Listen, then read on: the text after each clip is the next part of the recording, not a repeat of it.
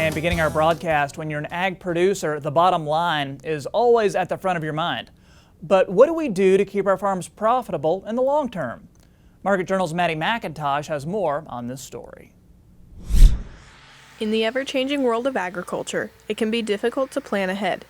Dwayne Beck, manager of the Dakota Lakes Research Farm in South Dakota, says that in order to move forward, we must first look back.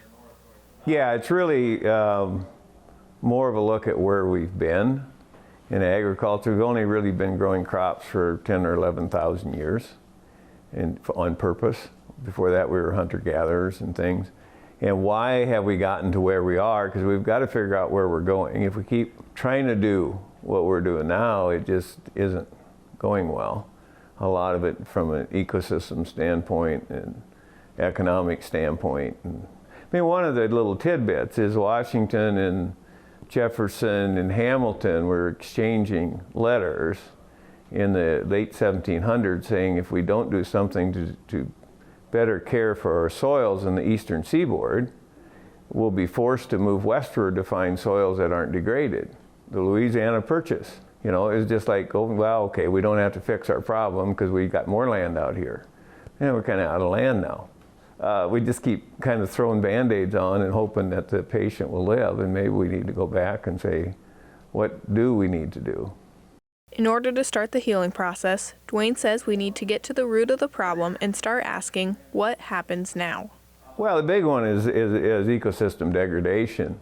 The soils, and whenever man comes in and starts farming, the soils and the water systems get all screwed up, and we start having droughts and flooding, and that's because we've degraded soils. And that's not just here. I mean, that's been all over the world. And it's more of a philosophical thing. Not that I have answers.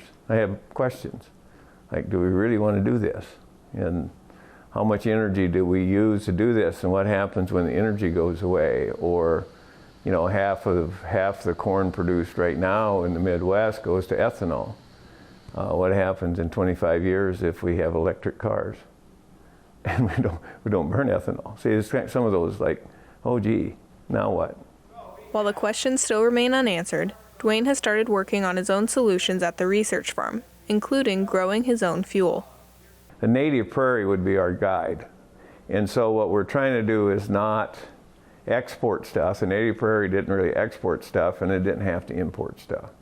So we're trying to close the circle in terms of our farming operations, in terms of energy, water, nutrient cycling, water cycling, energy capture.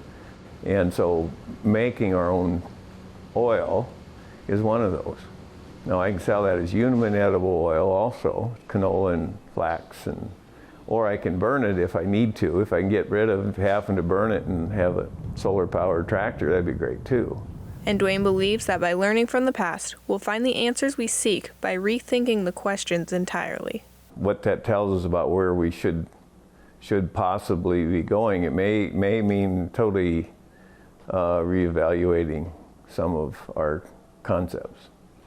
Reporting for Market Journal, I'm Maddie McIntosh.